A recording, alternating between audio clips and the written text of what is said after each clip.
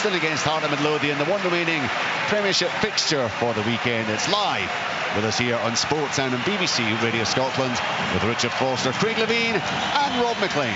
Yeah, Richard, this does round off the Premiership weekend, but it's a match that matters much to both these teams. Can St Johnstone get a 3 points out of this, which gets them that little bit closer? It would change their viewpoint, you would imagine, psychologically, if they can move to within 3 points of Dundee, who are struggling just above them in the league table. And as for Hearts, well, they want to continue their climb towards the top six.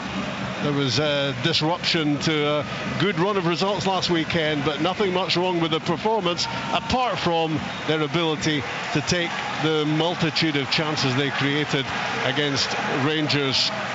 Can they get the win they want this afternoon on a playing surface which has a few question marks hanging over it? At the moment, it's bright-ish overhead, which is code for it's not as dark as it was earlier on. Will there be more rain battering down on this surface? We shall see. Meantime, good to go. Callum Scott is the referee. That's his whistle, and we are underway at McDermott Park. St Johnstone against Hearts. It's been a weekend of weird and wonderful results. Wonderful for some, nightmare for others. How's it all going to end in Perth? And what sort of football match are we going to be watching here today?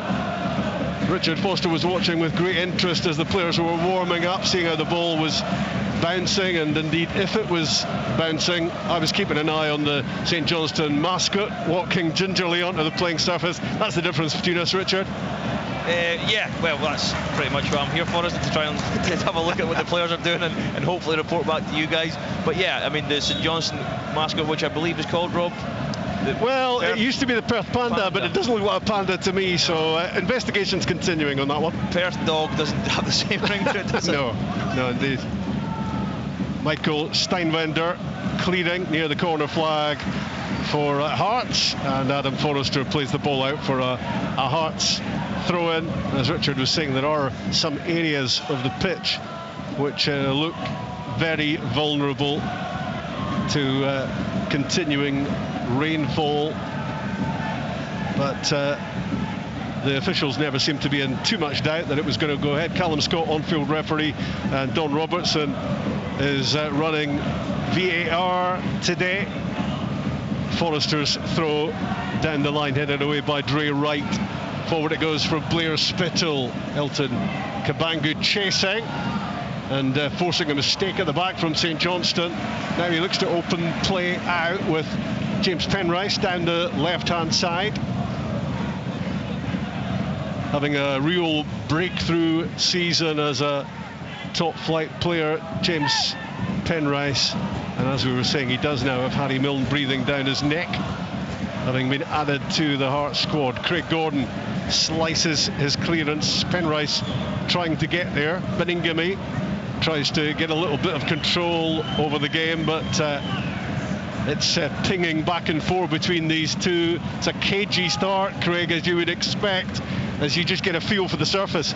Yeah, I think that's it. I think they've done the warm-up and they know it's a little bit dodgy, but yeah, there's nothing of any significance happened so far. Dre Wright angling the ball forward towards Sidibe, headed away by Jamie McCart. Here comes St Johnstone with their first attack, laid off by Sidibe. Svedberg to the byline and tries to clip it across goal, and it's gone behind for the goal kick. It's a difficult one to take. I actually thought he could have got onto it a bit earlier. He seemed to really relax and think he's going to get a cross in, but on this pitch that we haven't spoken about, it's how quickly you can stop, and trying to cut that cross back into the box from running full speed is going to be very difficult. Svedberg unable to pull the ball back from the byline. There were shades of Alistair Johnston at Easter Road yesterday as he tried to get the ball across goal. Craig Gordon fires it downfield. It's headed away by Balodis, the Latvian international defender, on the right side of a back three for the home team. Across it goes for 19-year-old Adam Forrester, picking up all sorts of valuable top team experience this season. He's been terrific in the games I've seen. 19-year-old Forrester. Back again to Craig Gordon at the other end of the age scale to clear, up to Shankland, who does really well to get the ball under control with a few blue shirts around him. Forrester down the line, and St Johnstone fended away, and Dre Wright tries to keep possession, steers it into the middle, long ball downfield. Sidibe will chase everything, and he's got great pace, and his momentum as he tried to catch the ball carries him into Craig Gordon. He clattered into the goalkeeper, and both players are still down. Yeah, I'm probably going to say that's a free kick. I don't think he means it. He's desperate to try and get a touch of the ball, because he probably thinks, if I touch this ball, I'm the one getting cleaned out and it'll be trouble for Craig Gordon. But he definitely catches Craig. But he doesn't sprint straight away. I think if he takes a moment, if he goes straight as soon as the ball's played, I think he gets that ball. Yeah, he hesitated for a fraction of a second and allowed Craig Gordon to come out. But that's what he does, you know. That's the type of player he is. He makes those runs in behind, and he's really, really quick and strong. And I think that sows the seeds of doubt, doesn't it, for Hearts early on, about the pace and the power he has, Craig? Yeah, and I think it was McCart that was chasing him there. I don't know if it was Chris or Jamie, I'm not sure.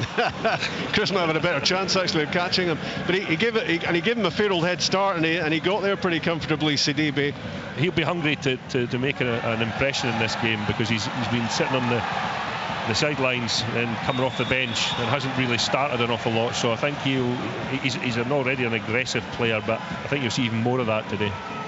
A little flurry from St Johnstone around the Hearts penalty box, ended by an offside flag going up. But a purposeful start in the opening few minutes from the home team, with much to play for here. It's a survival mission for Simo Valakari and his team. Craig Gordon, who's okay after that collision, sends the ball downfield.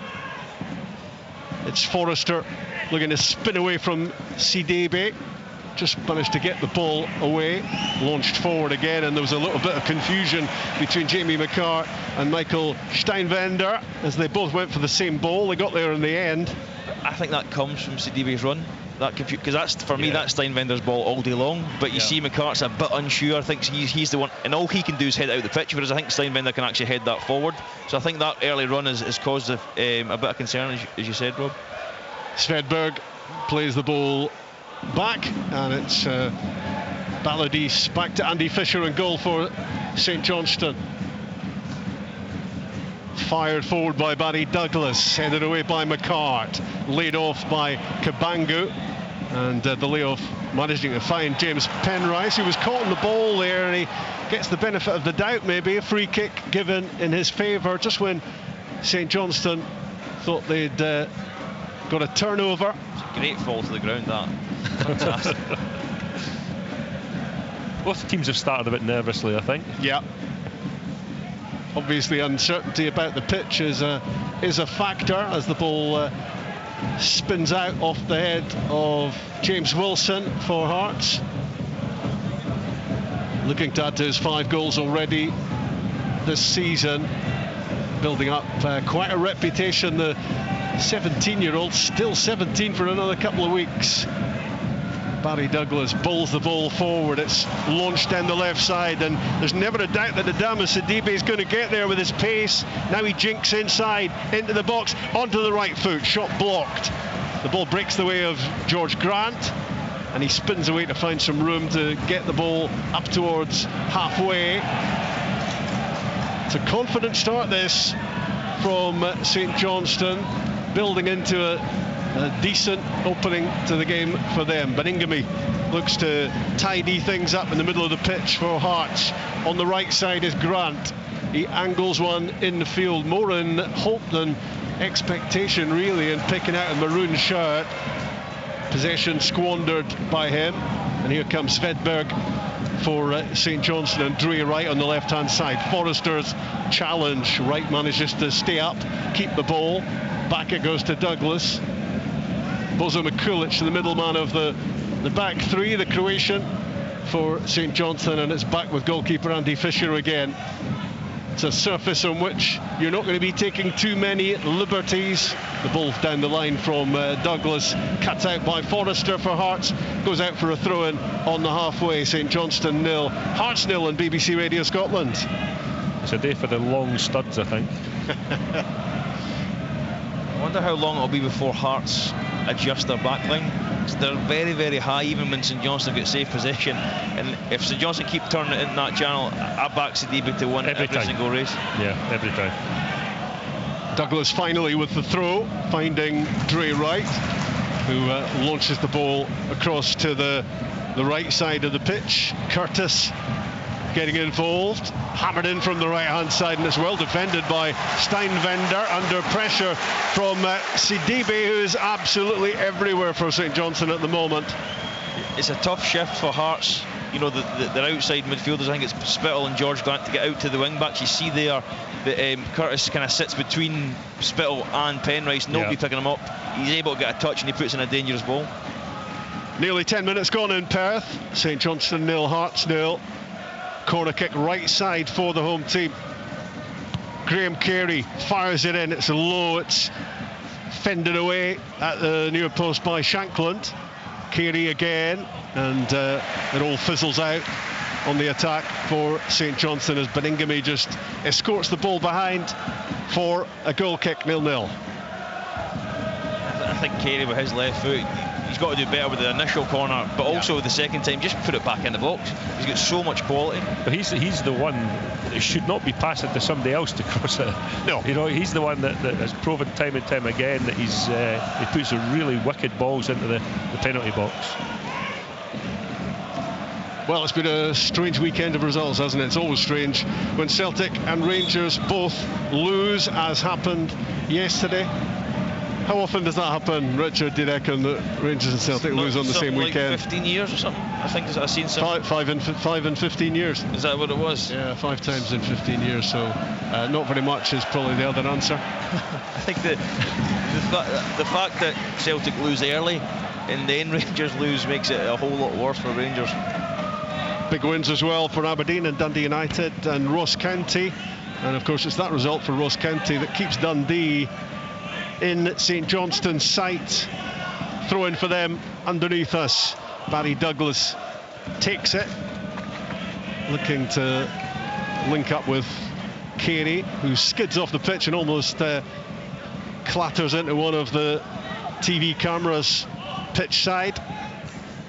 Douglas again taking care with his passing on this sticky surface, and when it's clipped down the line, it's headed out by Steinwender. St Johnstone getting up the pitch with another throw-in, and Dre Wright on the left side to take this. Stabbed back to him, fired in field, comes off Carey. Elliot Watt has it now. Good interception by Kabangu, and now Hearts look to break. Shankland involved. St Johnstone scrapping to win it back. And now it's Carey and Sidibe, right side of the penalty box, spins around, keeps it alive. Curtis with a cross ball, clutched, plucked out of the air by Craig Gordon.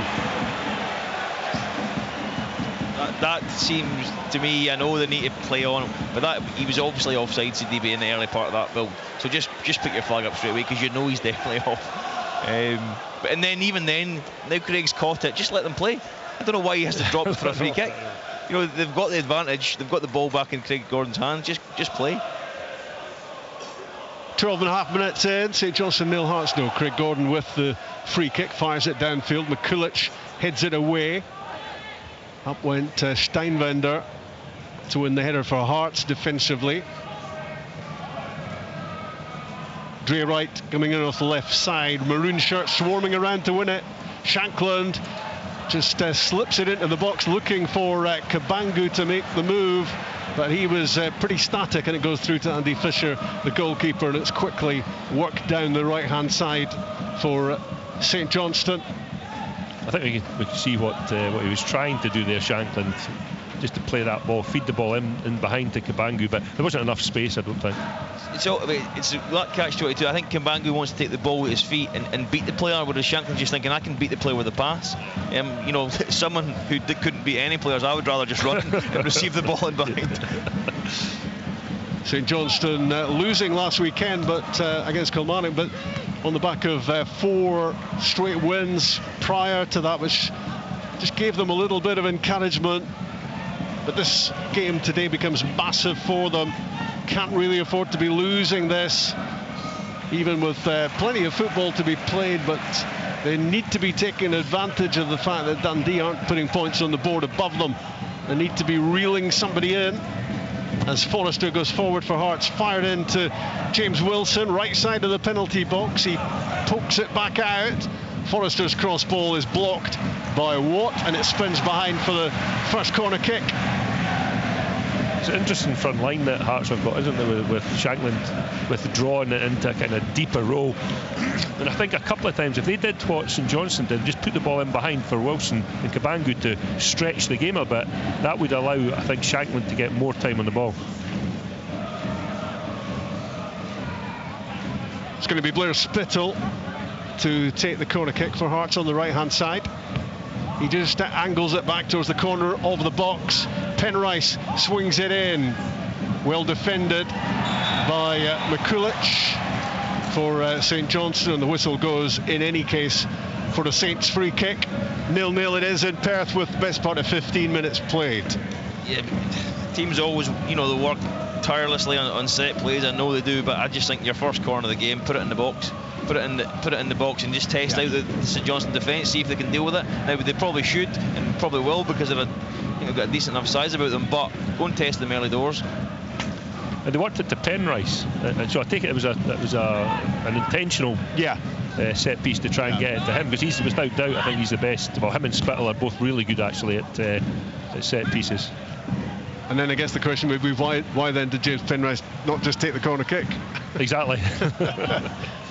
Trying to work a different angle, I guess, but it didn't ask any questions really of St Johnstone, who are in possession here with Carey. Lovely ball with the outside of the left boot, bent into the central area, looking for Svedberg. Hearts defended okay, and Forrester clips it down the line, right side for Shankland, the Hearts captain, to keep it and connect with Grant, and now Forrester again. I think if it was I don't know who it is, Svedberg maybe. I think if whoever the midfielder was there, if he looks early to go in behind, Hearts have got a ridiculously high line there, and it's just a flip over the top and Sidibe's in, but he takes the touch and that closes the space and allows Hearts to kind of make the tackle. But a real dangerously high line for me there.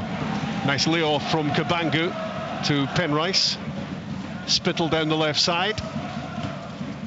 Balladis, the Latvian, clearing for St Johnstone, as the ball looked as if it was going to slither behind for a corner kick for a moment. Goes out instead for a throw-in for Hearts down the left side.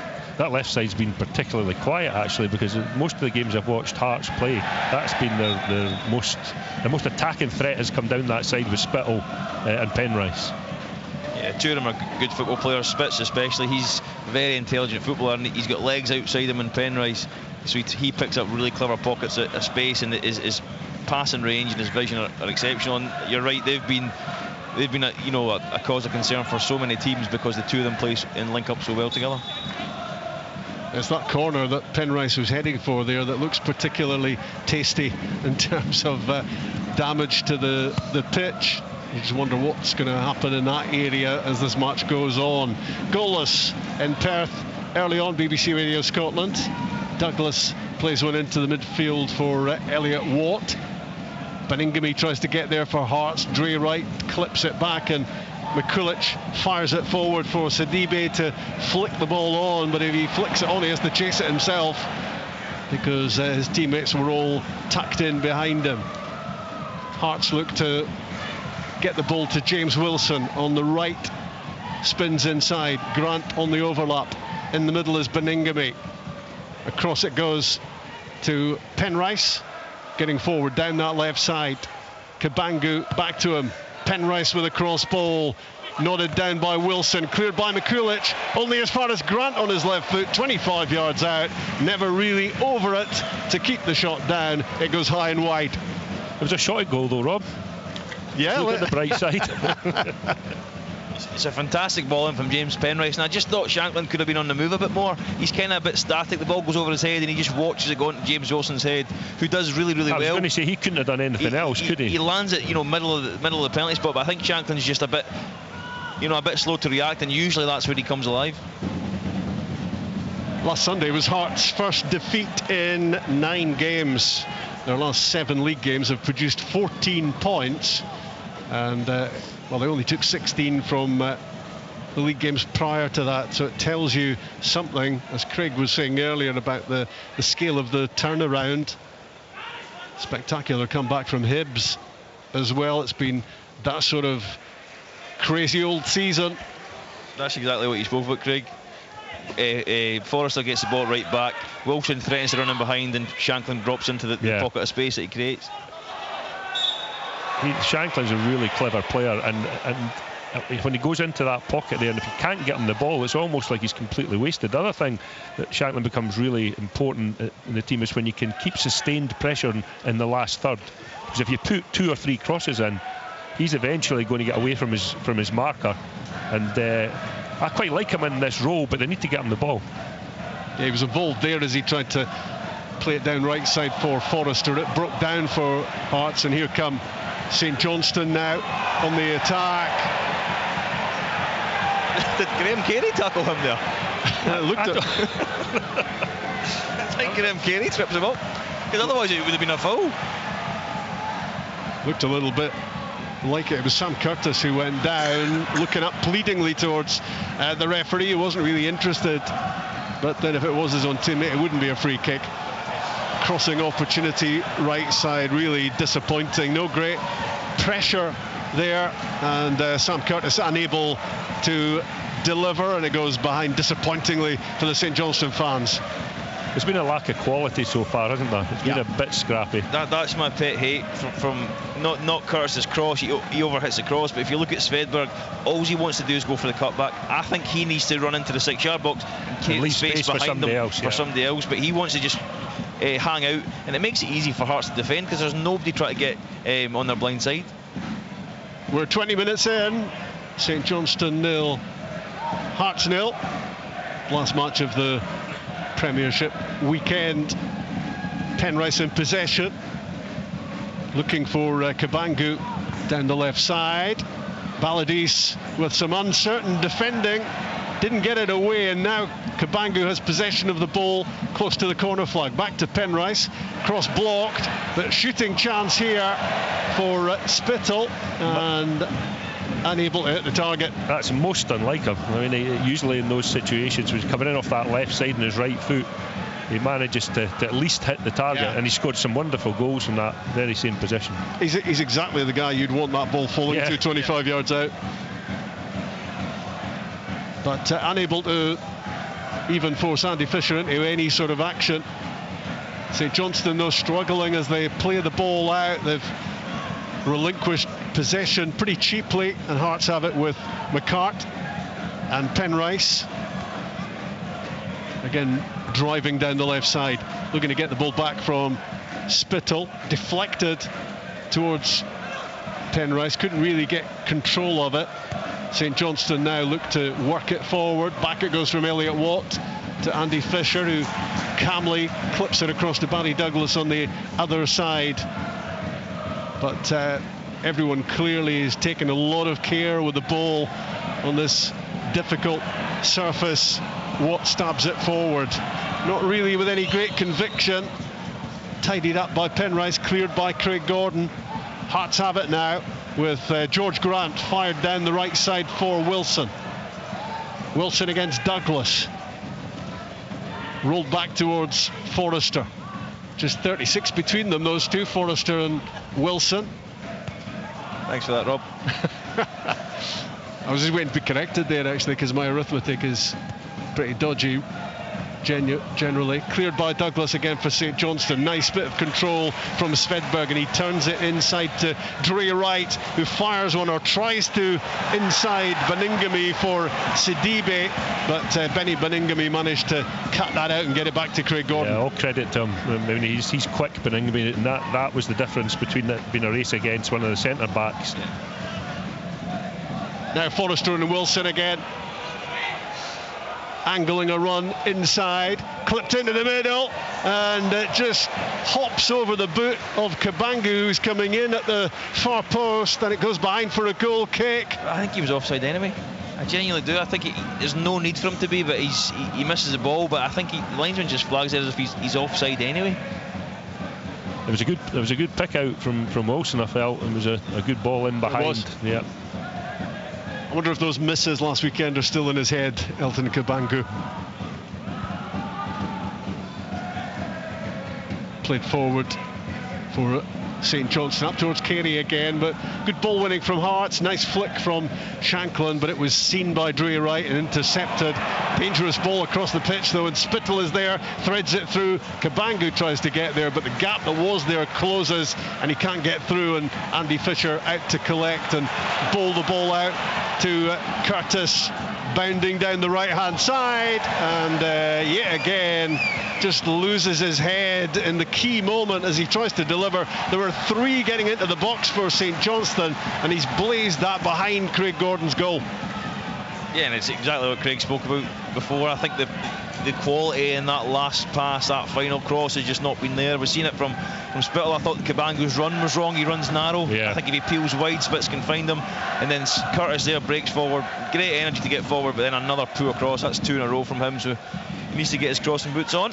He's 19 on loan from Sheffield United, and well, he's just getting a little bit overexcited here. Needs to calm down. He's got himself into some really good areas, but delivery very poor so far. Out from Craig Gordon to Jamie McCart, and now Penrice. Spittle plays it round the corner to Kabangu. Surging forward again, Penrice stopped in his tracks. Good challenge to win it on the right side for St Johnstone. Steinbinder blocking, then it's back to Sidibe, 25 yards out on his left foot, and he drags it wide of target. Just a reminder that he's still there. You know, he come alive again. It was a good ball in, and when he's not as good on his left side as he is on his right. But again, just a reminder that ball that splits the Hearts defence can be really dangerous when he's onto it. He looks like a player that hasn't been featuring too much of late, and he's keen to make a big impression here, and he has made a big impression. He's done all he could do against Richard so far. Adama Sidibe. He's looked lively, he's run the channels, he's held the ball in, he's always playing on the shoulder. You see there that I think it's a poor clearance from Steinbender, and then he's alive to it. He just turns and he makes the run, the pass comes through, and I don't mind him having a shot from there. He needs to try and, you know, he wants to hit the target, and he had passing options on, but you want your strikers to be brave enough to make sure they're the ones that take on the shots. Out from Andy Fisher to Bozo Mikulic, and alongside him Daniel Baladis, the Latvian. Curtis wide right, Carey lays it back, and it's switched across to the left side for Dre Wright. Rolled through towards Svedberg, takes it in, gives it back to Dre Wright. Edge of the box, thought about the shot, thinks again, plays it across to the right side, and the attack is over for St Johnstone. Overhit by Dre Wright, he looks heavenwards as he fails to pick out Sam Curtis, and it's going to be a Hearts throw.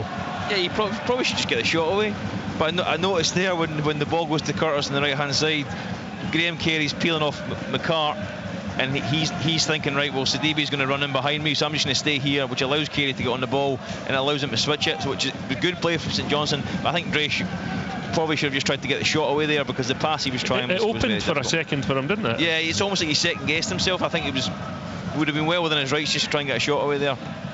St Johnstone 0, Hearts 0. BBC Radio Scotland. 27.5 first half minutes played here. A lot at stake for these two teams. Hearts looking to keep on moving up. They'll move up 3 places if they can win this one, and they'll get a good sighting of the top 6 if they can come out on top. St Johnstone can't really contemplate losing this one. Need to be getting something, ideally for them all 3 points, which would get them to within 3 of Dundee. So you can see how much this match matters. Balladis plays it forward. Now Barry Douglas, left of a back 3 to Dre Wright. Sliding in was Adam Forrester, and the ball goes out for a St Johnstone throw-in. Dre Wright will take this for them. Into the central area for Sprangler. In goes Beningame. Clipped across for Carey, 30 yards from goal, but he has his pocket picked by Benny Beningame. Would have been thinking there, Graham Carey, about getting a shot away, but very quickly Hearts number 6 was all over him to win the ball back. And that's what he does really well on it, Beningame. He turns the ball over test. so often. Well, Bozo Mikulic got away with one there for St Johnstone. He was trying to step into the midfield, he lost the ball, and he was fortunate that Hearts are unable to capitalise. Now it's the home team attacking down the left side with Dre Wright back inside onto his right foot, clips it in towards Sidibe, headed away by McCart. Now it's Shankland, 30 yards from his own goal. Hearts lose it in a dangerous position. It was Forrester's mistake. Now Elliot Watt, I should say, the former Scotland under-21 international. Douglas back to Mikulic, just keeping the ball, St Johnstone. Douglas again, but a mistake from him this time. His pass blocked by George Grant, and it's James Wilson making a move down the right side, clipped into the middle. George Grant, great chance for Hearts to score, and it's a really good save by Andy Fisher, touching the Grant effort over the crossbar. Yeah, best move of the match so far, by far. It was a good play down this right hand side. Wilson played a wonderful cut back into Grant, and I think I put this down more, Richard, a great save by the goalkeeper, because I mean it's on target, it's going in the top corner. Yeah, I agree. It's it's on target, it's got pace in it. He angles it away from the goalkeeper, and the goalkeeper makes a good save. And the ball to him, I think that's probably all he can do. I don't expect him to do anything else with the ball there. He's just unfortunate he met a goalkeeper who's made a good save.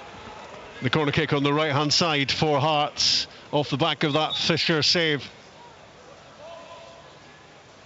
It's James Penrice, left-footed, fired in, great delivery, lots of pace. Shankland couldn't control it on the left side of the penalty box. St Johnstone should have went short. Can play this out after the best chance of the match so far, and George Grant didn't do too much wrong. He played it wide, and then he was in the box for the cut back from Wilson, struck it well, and it's good goalkeeping from Andy Fisher. It's a big save, and you could see from the reaction of his defenders that that was a good stop. It's going to be a free kick for Hearts out on the left-hand side, 15 yards inside St Johnstone territory. He's only scored once this season, George Grant, so could have done with a goal. That didn't do too much wrong. Blair Spitzel fires in the free kick for Hearts, headed away by Mikulic. Back on halfway with Forrester. Out it goes again to Penrice. Central is Spittle. Now Kabangu. Haven't seen an awful lot from him so far. Keeping the ball under pressure. Back it goes to McCart. On the halfway line. 0-0 in Perth. 32 minutes gone. Down the line from Spittle for Kabangu. Ahead of him now is Penrice. And, well, we're used to seeing James Penrice deliver expertly so often from that sort of area. This time it's gone behind Fisher's goal. And I think that's the one he's very good at, that's just a pass. I think when you look at young Wilson's movement in the box, he makes a great dart to the front post. That's the one you just pass across the six and hope your striker's in there, and he would have been. It's unlike, to be fair, it's unlike Penrice to miss hit the cross so badly, but good play again from Hearts. 12.5 minutes from half-time, goalless so far at McDermott Park. as the ball is booted away on the halfway line by Forrester. Headed on by Sprangler, collected by Beningame. Alongside him is Spittle. Spittle slides it through Cabango. Great shot across goal. It was really well struck. It could have got a touch from Wilson, who couldn't quite get there, but it could so easily as well have just slipped inside the post. It's gone just wide. We don't know how far wide. I mean, maybe a foot or two, but I thought Wilson could have made his run just a fraction earlier at that back area and thrown himself at the ball. But certainly it was well worth trying. Struck it well, Cabango. You wondered if it was going to creep in. You wondered as well if Wilson was going to be able to get there. Meantime, down the pitch,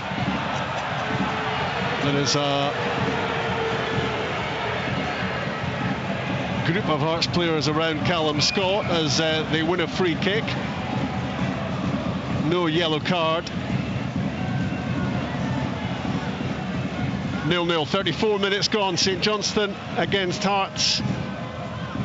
You do, I mean, I don't say this lightly, but you do sometimes feel sorry for referees, because when I first seen McCark go down there, I thought, oh, he's caught a bad one, he's out cold. And then he bounces back up within 2 seconds to complain about the challenge, and you think, maybe just don't go down so theatrically if he's not hit you. Forward it comes from the free kick to McCart, headed into the box. Good defending, McCulloch. Hearts have it though with Shankland, and now Grant. And when he rolled it back out wide for Steinwender, breakdown in communication between the pair of them, and the ball slips out for a throw, and avoidable that one was. That's when you're wanting that to be Forrester, aren't you? As opposed to the centre-back. Even Grant, for me, shouldn't be passing the ball to a centre-back in that position. No. St Johnstone. It's what I spoke about before with Sidibe. He takes a shot on, but he takes responsibility to hub the shot, whereas there, you're right, George Grant's on the ball, take responsibility for you and play the pass. Beningame in possession. Spittle threads it through down the middle. McCulloch got there before Shankland. It's back with Spittle again. He angles it left this time for Penrice. Penrice running at Curtis in low. Shankland takes it in, left foot shot, and it's touched in by Cabango. Elton Cabango missed a host of chances against Rangers, but he wasn't going to miss there. Set up by Shankland. Hearts in front in Perth by a 0-0. Yeah, it's fantastic play, and of course it comes down the left-hand side. Ball comes to Spittle, rolls it out to Penrice, who's actually positive, just goes at Curtis 1v1. Curtis doesn't do enough to stop the cross. He actually passes it into Shankland's feet, who takes a brilliant touch outside of his foot. And you know what the difference between that one and the Cabango one before it is? The pace. There's not as much pace in that ball, and Cabango's able to tap it in. Yeah, there is a VAR check going on to make sure that he wasn't creeping in there from an offside position. The ball's back on the centre spot, but we won't be getting underway until VAR have made totally sure that the goal will stand. That was, Rob, that was interesting. That was Shankland's first involvement in any sense, really, in attacking play. Yeah. I mean, he took the ball exceptionally well and put the ball across the face of the goal. And that was the same situation I was saying earlier on about Wilson maybe should have made that similar type of run. Yeah, goal given, goal stands. And he'll be delighted after last week. He missed a few chances. But I mean, I'm looking at his stats. I mean, that's 6 goals in 7 games. No, even allowing for all those misses last weekend. He could have 6 goals last weekend. Yeah, no. But I guess the important thing for Hearts is that he keeps getting into really good positions for them, and that was him following in, wasn't it, and anticipating what Shankland was going to do. But I think Critchley's idea is for Shankland to drop in and link the play, and for the other two to be the ones that run in behind, and that's the first time Shankland's really been on the ball I can remember in the match with a chance to do something creative. He's been on the ball deeper, but he hasn't been on the ball in or around the box on the ball. And it's a different thing. Lawrence Shankland in the box, people are scared to go near him. Yeah. In case he does a trick or something, or he's just too strong for him. But I mean, when he's playing on the halfway line, if I'm an opponent's centre back, I'm quite happy. On loan from the Belgian club Union SG, Elton Cabango, and he has Hearts in front here, and he has the Hearts fans thinking about their team making a move to within a point of the top 6. That's what happens if they can win this one. And with 38 minutes gone, they have the edge over St Johnstone. What sort of reaction will there be from the Perth team? Well, suddenly Graham Carey had a chance from 35 yards out there with Craig Gordon off his line. Bad mistake from Steinwender, who tried to hack it away defensively, played it straight to Carey, and Carey's capable from that sort of position. If there was one player you would ask that to fall for, had the technical ability to hit the target, it would be Graham Carey all day long.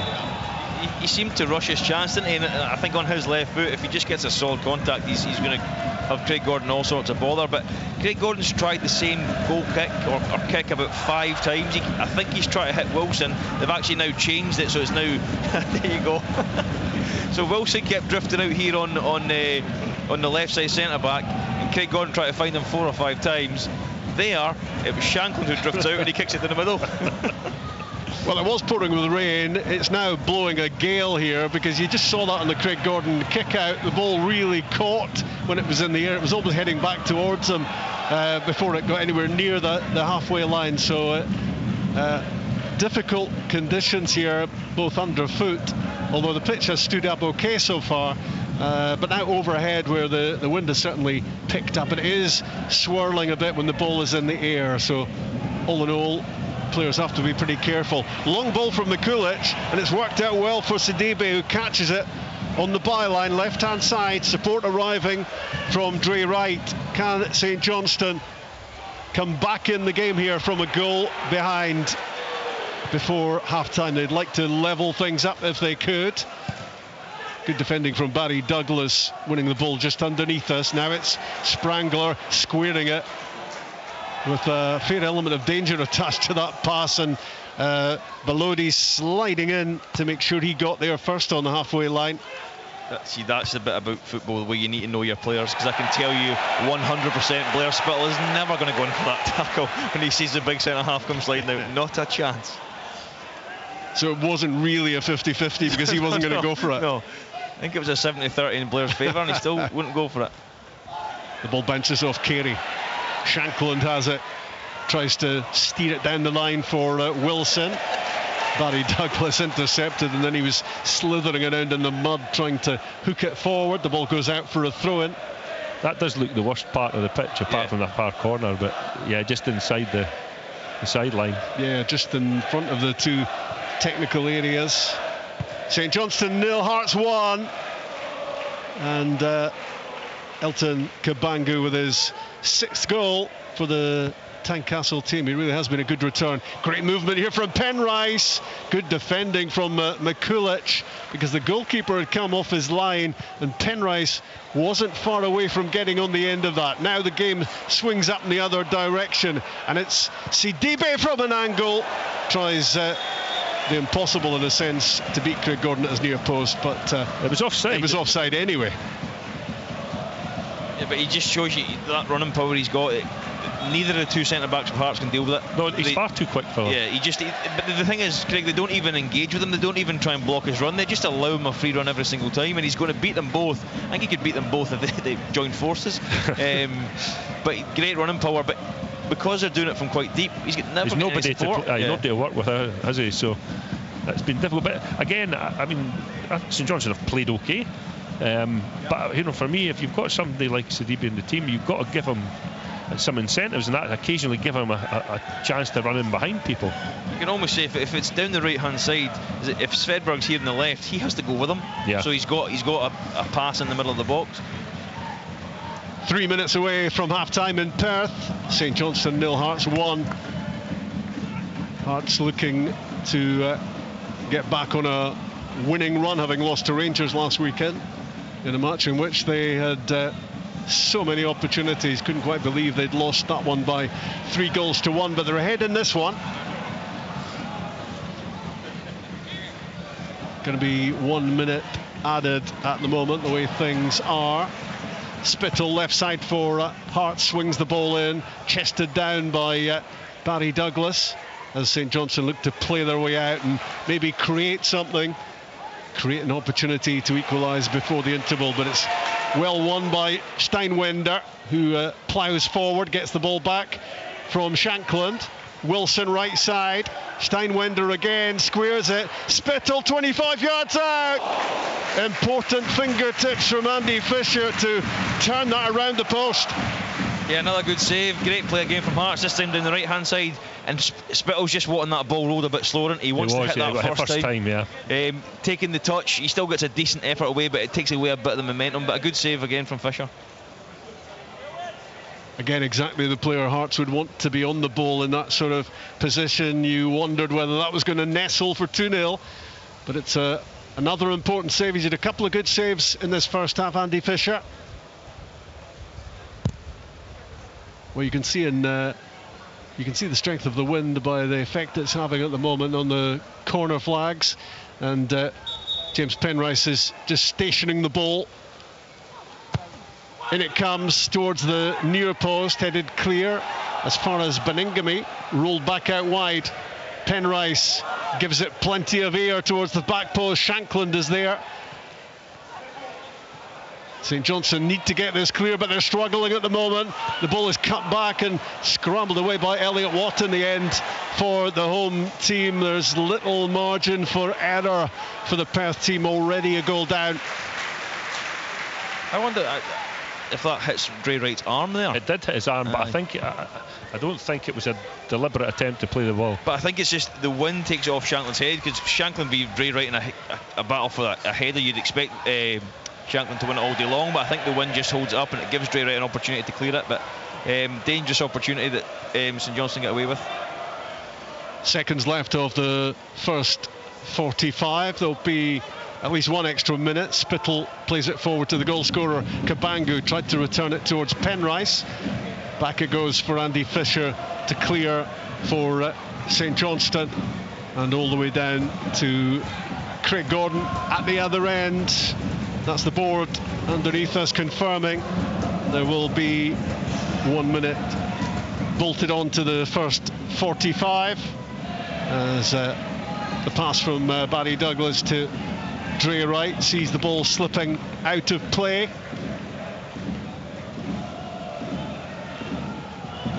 Hearts on track halfway through for the win they so badly want, having lost to Rangers last weekend. Forrester's throw down the line beyond Shankland, headed away by Douglas, out again. Dre Wright's a strong boy, but Shankland's almost impossible to shove off the ball. Just plants, doesn't he, and he can't move him.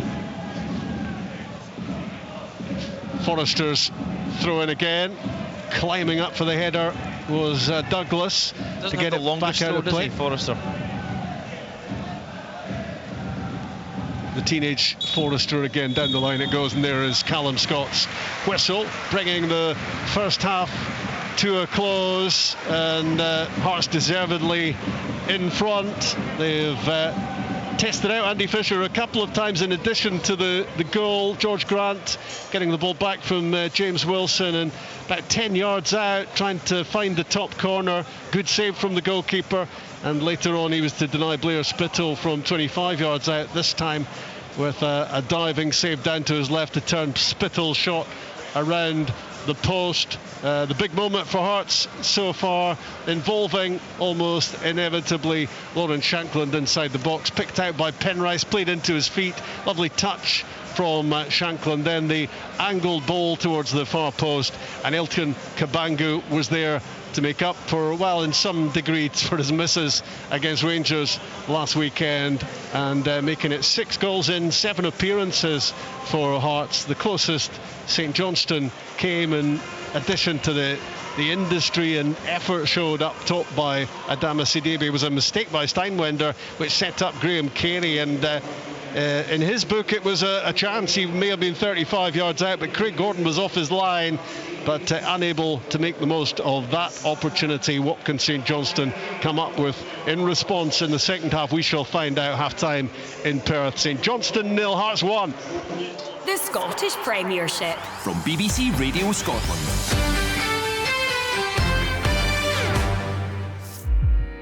He was one of the most enigmatic owners in football. Can you describe Vladimir Romanov in one word? Mysterious. His roller coaster reign of Hearts had incredible highs. Hearts beat by 1-0. and remarkable lows. He fires the coach right there on the bus in front of all the team. So who was Vladimir Romanov, and where is he now? If you gave this storyline to a Hollywood filmmaker, it'd get rejected. Too incredulous. I'm Martin Geisler, and this is Romanov, Tsar of Hearts. Listen on BBC Sounds. And if you haven't already done so, I would highly recommend it. I think I'm 5 episodes in. I think the guys have done an absolutely brilliant job. A real deep dive into all those events that kicked off, well, 20 years ago now. And just the most remarkable, insane period at Heart of Midlothian Football Club. And it is a wonderful listen. So well done to Martin and the guys who have put a lot of work into that and have produced an excellent listen. Get it on BBC Sounds and subscribe to make sure that you don't miss any of the upcoming episodes. I think it's 9 all told that they've required to get the whole story out there. So get that at BBC Sounds. A pointer to what we've got in store. Once we're done at 3, it'll be Off the Ball with Ray Bradshaw and Mark Nelson. Highlights tonight on Sports Scene, 7:15, the BBC Scotland channel. Extended coverage of this game here and all the action from yesterday as well. Monday to Friday, the Scottish Football Daily podcast. A busy midweek of 2 Sports Sound programmes. Celtic against Aberdeen live on Tuesday night. Wednesday, it is open all mics on offer alongside commentary from Kilmarnock against Rangers, and then the Championship live next Friday night, Partick Thistle against Livingston. Big game that in terms of the promotion battle. And look out too for the Women's Nation League. That's live in the BBC Scotland channel on Tuesday from 7:15. Scotland against the Netherlands. Last part of the programme, we'll have plenty of time to look back on the action from yesterday. Another remarkable event or afternoon at Ibrox. Those events at Easter Road, and of course big wins in the division for Aberdeen, who are slowly beginning to recapture their results of earlier in the campaign. Massive win for Ross County. Dundee United getting back to winning ways as well. So lots to look back on. We'll do that in the final hour of the programme. Still got 45 minutes to come here in Perth, where it is St Johnstone 0, Heart of Midlothian 1. Elton Kabangu with the only goal so far, 6 of the season, which makes him Hearts' joint top scorer, which is an indication as to where their problems lay for much of the campaign. But I think you would have to say, certainly on the evidence of the last 15-20 minutes of the half, Richard Foster, that Heart of Midlothian deserve to be in front in this one. Yeah, they do. I think the first 20 minutes was cagey, and both teams were kind of feeling each other out, getting used to the pitch, getting used to the conditions. But then Hearts started to get the ball down and actually create problems, more so down the left hand side. We've spoke about Spittle and Penrice, and Kabangu comes into that because he kind of he heads the point of that attack. The amount of times the ball comes into Spittle from Penrice, he doesn't need to look. He just whips it round the corner with his left foot, and Penrice is on his bike. And it's where most of the plays came from Hearts. They've had a couple of forays down the right hand side with Forrester, but yeah, I think they created more. They tested the goalkeeper more. They look more assured. They look like they know what they're doing when they go and attack. Like, as Craig and I were discussing with Sidibe, you've got a player for St Johnstone, you've got a guy who will run all day, but there's nobody willing to run to support him, so a lot of their attacks kind of fizzle out into nothing. But you're right in what you say, that Hearts deserve to be ahead at the break, I think. It was about half an hour or so, I think, Craig, before we started to see any real clear-cut opportunities, but Hearts have actually created some very, very good openings during that time, haven't they? They have, yeah. It was a very strange sort of first 15-20 minutes of the match. Lots of errors for both teams. No attempts at goal, never mind on target. And yeah, it was pretty poor, to be honest. But I mean, Hearts towards the sort of latter part of the first half found their stride a little bit, and they definitely were in the ascendancy come the half-time whistle. So just to be about, St Johnstone need to do more than what they've done so far. I would be encouraging them to try and play more. I mean, Hearts are playing a really high line, taking risks with centre-backs who are not particularly fast. So I would be turning the ball round the corner into channels consistently for Sidibe, and then they need to get players, as Richard mentioned, need to get players in support, and that has to be part of their game plan. That has been the issue for St Johnstone, hasn't it? Because actually they have got into decent positions. The crossing has been poor at times, or the choice of delivery just hasn't been the right one. Or indeed, as you say, they haven't had the numbers flooding into the box from midfield. Yeah, that's exactly it. I think because they've got that front three, when they go down either side, and Sidibe's going to, so for example, when they come down the right hand side, Carey drops into the little pocket of space to try and draw out McCart, and Sidibe runs long. I think then on the other side, then Svedberg must then almost become like a second striker, and he must then run almost with Sidibe if the ball's going over the top, and then he's got an option in the box. It then gives Hearts a bigger problem, because at the moment, yes, Sidibe is causing problems, but he's causing problems in the wide channels. They've no one in the middle. As soon as he peels out of that space, they've got nobody in the middle of the pitch, because Carey drops too deep, and Svedberg isn't willing to run with Sidibe. So if they're wanting to cause Hearts problems and kind of sustain attacks, then they need to move together as a front three. It's all very well and good that dropping in to go towards the ball, but you must also have that option to run in behind. So Carey, for example, if he drops in, as soon as the ball goes over his head, he must then try and support and get to the edge of the box. But at the moment, it's only Sidibe running. And as Craig said, Hearts do have a high line, so there are opportunities to get beyond that. But if you're not willing to run, then you'll never get beyond it. I have to say, despite the issues that you guys have highlighted, Craig, I must admit that it's the first time I've seen St Johnstone in the flesh for a wee while. I mean, even that first 20-25 minutes, they weren't getting anywhere, but actually I must admit, enjoyed a lot of the football, the passing, certainly take risks, there's no doubt about that at all. And you could see what Richard had highlighted earlier, that this does not look like a team playing in fear of its survival. I agree. I think that they're willing to be brave on the ball, try and play out. I think that when you've got a set up with like somebody like Sidibe up front, he doesn't really become part of the link-up play. He's the guy who stretches the game to allow Carey to get on the ball, and maybe it goes to Carey and then they get a couple of runners going beyond. But as Richard said, that's not really been happening. And I think sometimes when the game it was a bit scrappy. I don't think that St Johnstone were overly confident. And I felt that at times they did keep the ball, but they didn't really do anything with the possession. The whole idea is to get into the last third and then maybe try and have one attack and then recycle the ball, and maybe it goes to the other side and the ball comes back in the box, and just generally try and keep the pressure on their opponents. But they haven't been able to do that. A couple of times down the right hand side. I mean, is it Curtis? The fullback? Yeah. So he's had 2 or 3 opportunities to put the ball in the box without any real pressure. So, and I think that's if those 2 crosses or 3 crosses go in, and somebody sees it's a quality ball, and the midfield player thinks, well, I'm going to make an effort to get into the box the next time, then. But if he puts 2 or 3 in that are absolutely wasted or overhit, and you're a midfield player whose job it is to get in the box, you're like, well, do I bother going here? It looks as if St Johnstone will be bringing on Stephen Duke McKenna for the second half. I think he was out there doing some passing drills out on the pitch. He's just headed back up the tunnel. From Hearts' point of view, there was one stage in the match, and you guys have highlighted in commentary, Richard, about the Lawrence Shankland and the tactic of him dropping deep. I mean, there was one point where he was actually midway inside his own half and not defending. It was as Hearts were beginning to build up. I mean, are they really getting the best out of Lawrence Shankland, deploying him in the way they are today? I think they are. I think he's good at doing that. Now, why he's drifting in there is he almost drifts in there so the midfield then think, right, now I need to go and engage, and then all of a sudden he'll drift off the back of them, and the midfield will think, right, well, the centre-backs have got him, and the centre-backs are going, well, no, he's dropped it to midfield. So he's just trying to cause a bit of confusion and give Hearts a bit of an overload so they can actually play through. I do agree that when you get him on the ball 20 yards from goal, he then causes far more problems, but I think there is a method to the madness. They're trying to get from the kind of their defensive third up the pitch and using him as the extra player, but they haven't. So I think his positioning has been quite good. His willingness to go and take the ball. What has let Hearts down a little bit is the fact that they haven't got him the ball. They've tried to go a bit longer to Wilson at times, not in behind. They're almost trying to drop it in, but if you get that a little bit wrong, especially in the wind, then who's at the left side centre back?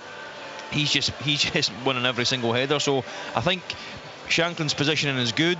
The idea behind it, I think, is probably quite good, but it's just they need to give him more of the ball, because at the moment they're not finding him with the ball. And when they do, as we spoke about, that's when they get the goal from. Well, exactly that. The one time he had a positive influence inside the area, Craig, they scored. I think that I might be wrong, but I think it was maybe his only 1 or 2 touches inside. Is. Yeah. So and I mean, he's lethal, isn't he? I mean, the touch was superb. And then he's put a great ball across the goal, and Van Goo's coming at the back post area, and it's just a tap in for him.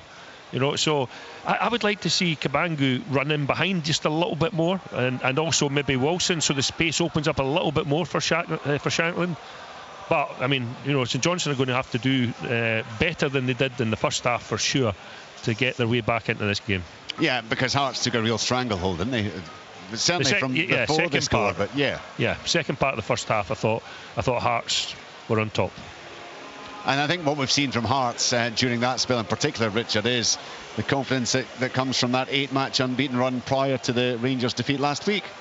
Yeah, exactly that. They kind of say cagey start, kind of getting a feel for how their formation is going to work against the St Johnstone formation, but then once they settled into it, the kind of the movement, and obviously we've got a brilliant vantage point up here, and they all move together. When Spittle drops in to get the ball from Penrice, Cabangu knows that he's going to make the angle, because he knows the ball's coming round the corner, and that's a sign of a good team. That's a sign of a confident team, that each of them, they know what their teammates are going to do, but they also trust that their teammates are going to be able to do it. And I just think, like I say, we spoke about Shanklin and the way he moves, but I just think that comes from a confidence, because Craig's right. If you look at St Johnstone, so are the midfielders confident that Sam Curtis can get the ball in the box? Probably not, so they don't run. Is Cabangu confident that Spitz can turn the ball around the corner? Yeah, every single time he has done it, so he knows to make that Here's a question angle for you, Richard. So Cabangu's drifting on that left-hand side, and I think there's something developing. I know there's a really good relationship between Penrice and Spittle. I think he's adding to that. Yeah, 100%. Because he's been the recipient of the ball inside and round the corner. Because there was one he had a dummy. I forgot to mention it during commentary, but he had a brilliant dummy where he just let the ball through him. For I think it might have been Penrice. And I think he's been influential, and I think he works well with those two. I think because if he's not there, they don't have a focal point. They don't have a guy to get the ball to, whereas right now they both get to Cabangu because they know it sticks, and then they can make runs off that. But I agree wholeheartedly. I think he's just added to that kind of relationship that Spittle and Penrice already have. I mentioned that St Johnstone look like they're planning a change at half-time. Overall, Richard, what is it they have to do to get back into this game? I think they just need to keep the ball in Hearts' half for longer. I think that a lot of the time they go in behind and it looks dangerous, but as we've said, there's no support. So either you need a runner to go with Sidibe, and that might come in the second half, but have sustained possession in Hearts' half, and try and probe, as Craig spoke about. Try and go down the left-hand side. It's not on to cross the ball right. Okay, can we come back out? Can we go through the middle? Can we go down the right-hand side? Because if you're just slinging balls forward all the time and expecting your striker to run onto it, it's going to need to be the perfect pass. It's going to need to be the perfect run. There's going to need to be a mistake from one of the Hearts centre backs or a mistake from the Hearts goalkeeper. So if you only want to rely on mistakes, then that's fine. But they build the game quite well to the halfway line, but then they don't keep the ball in Hearts' half. And I think if more sustained pressure in Hearts' half will allow them to help create more chances. Lawrence Shanklin has just led his Hearts teammates back out onto the pitch for the second half, and the substitutes who were out warming up are currently vacating the premises, and here come the St Johnstone players as well. Hearts with a really strong last 20 minutes or so of that first half, deservingly ahead by 1-0 thanks to a 6th of the season from Elton Cabangu. Live second half commentary here on Sports Sound on BBC Radio Scotland with Craig Levine, Richard Foster and Rob McLean.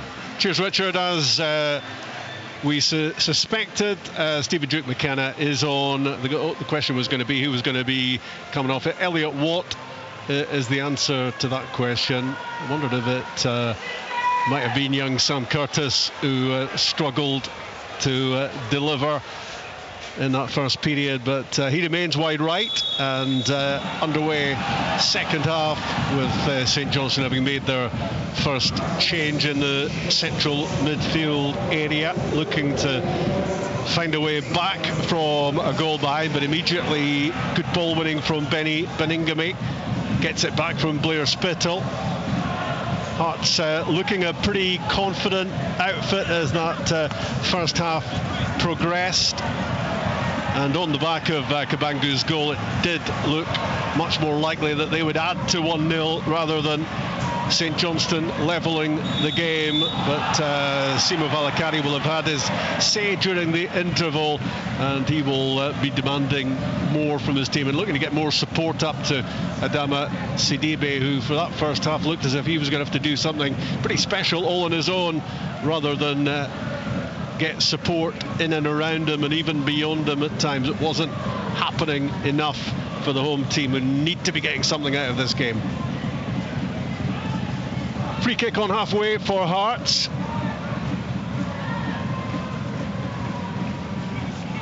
Launched forward, no great challenge as Mikulic heads it away for the home team. Sidibe's onto it, and he has Spittle maybe not quite snapping at his heels, but he was close in.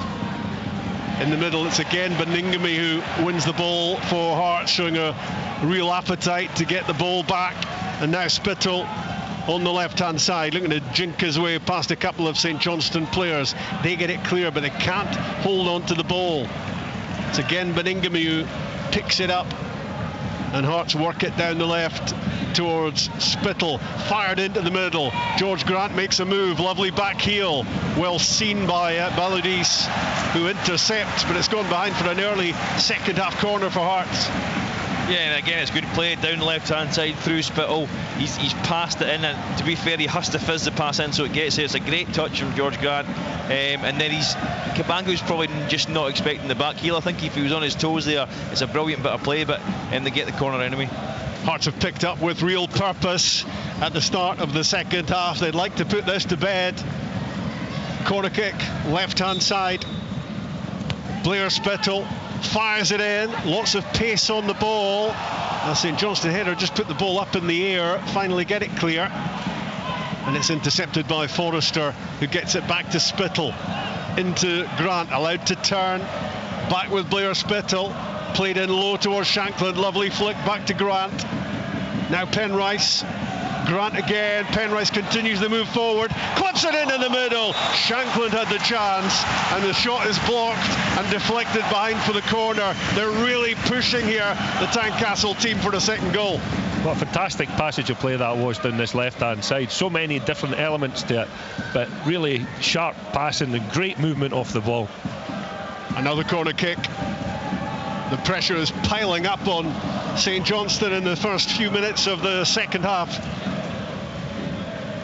Spittle again to play this in from the corner, but well, it's really disappointing from him. He just takes the pressure off St Johnstone by miscuing from the corner, and it flies into the side net. No, Rob, I think that was a win. We'll give him the benefit of the doubt. It was a win. Is that the page one of the excuse book? Yeah, and that's my pal in there, so just be careful what you're saying. Okay. St Johnstone with Andy Fisher playing it into the midfield area, and Sven Sprangler very fortunate that he wasn't. I tell you what, I love Beningame. He lets the pass go there, but he just setting little traps. He just knows when I let the pass go there, I know I'll cover the ground quick enough. And yeah, I think Sprangler was lucky there, because Kabangu gets his body in the way and he just shoves him out the way. He was really lucky, and I mean the way that he accelerates from stand still over 10 yards is incredible, isn't it? Yeah, and that's because you think, oh, I've got time, I've got space, but then all of a sudden he's on you. Carey fires it forward, Jamie McCart. But I think gets it away. He's started the second half, and I think everyone's fed off that, because that energy, because he turns the ball over twice in the first minute, and then Hearts is all of a sudden on the front foot. Hearts feeling as if they're in the driving seat at McDermott Park. The good news for St Johnstone is it still is only 1-0, and there still is every opportunity for them. Balodis, right-hand side. Not convinced the ball was out there before he played it down the line, but the linesman's flag went up. From Brendan. Yeah. That was interesting when the ball was about to be played. Jamie McCart had deepened. He deepened by 10 yards further than he did in the first half. But that's good defending. He recognises it in a straight race. He's getting beat all day long, so he needs to do that. 1-0 Hearts in Perth. Spittle in possession, tries to play it down the line towards Penrice. Sam Curtis intercepting. Back to James Penrice from the throw-in. Little back heel from Spittle, intercepted by Curtis. Duke McKenna plays it down the line, hopefully towards Carey. Comfortable interception from Michael Steinwender, who now gets it back from Craig Gordon, the Austrian centre-back who scored his first Hearts goal last weekend against Rangers, on a day that his fellow centre-back Jamie McCart will want to forget. A couple of own goals from him. Miscue from Steinwender, complete miss. It was a double hit by the looks of it, and plays it straight to Sam Curtis. Down the line from him, cleared by McCart. I don't know him, Rob, so you can say what you like about that. Give me a list of players I'm not allowed to criticise, Richard. The list would be pretty short, to be fair. Mikulic stepping into midfield. Support from Svedberg. Back with Barry Douglas. Plays it down the line. Doesn't find Dre right. And the ball goes out off Forrester for a St Johnstone throw-in. We're nearly 7 minutes into the second half in Perth on BBC Radio Scotland. St Johnstone 0, Hearts 1. Elton Kabangu with the only goal of the game so far. Curtis plays it forward. Touched inside by Carey. And a foul on Sprangler. I tell you what, if the Sprangler foul on Kabangu is not a foul, then that can never be. Shanklin just gets down the line of his. He's just too strong for him, isn't he? Just gets in his way. The ball angled out wide for Duke McKenna. In went Adam Forrester. The ball goes out for another St Johnstone throw-in. Back it goes to Mikulic. Baludis out wide right for Curtis. Forward it goes to Carey, who changed his boots at half-time. St Johnstone keep it, but Svedberg has to play the ball back to Mikulic.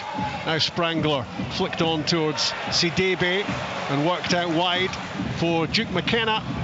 Left-hand side, getting into the box, rolls it back out. Carey towards the back post, and Adama Sidebe makes it 1-1, heading in from close range. And a little look across to the assistant. The flag stayed down. It's 1-1. Tell you what, it's a fantastic goal. It's a brilliant goal. Absolutely comes brilliant from down goal. On the right-hand side to play. Exactly what we spoke about. Keep the ball in Hearts half, create opportunities, get Carey into an area where he can deliver quality. Sidibe's constantly on the move. It's a poor goal for Hearts to lose, but take nothing away from St Johnstone. Fantastic passage of play. I think there are two potential offsides that VAR are looking at the moment. One, of course, Sidibe himself, and maybe one earlier one as well. Well, let's hope not, because it was an excellent goal. No, it was a great goal. It's actually St Johnstone's best passage of play of the whole game. Yeah, and because it's in the Hearts half, it then leads to a goal. There's bodies in the box, and that's it, really, isn't it? Yeah. Goal given. Adama Sidebe makes it 1-1.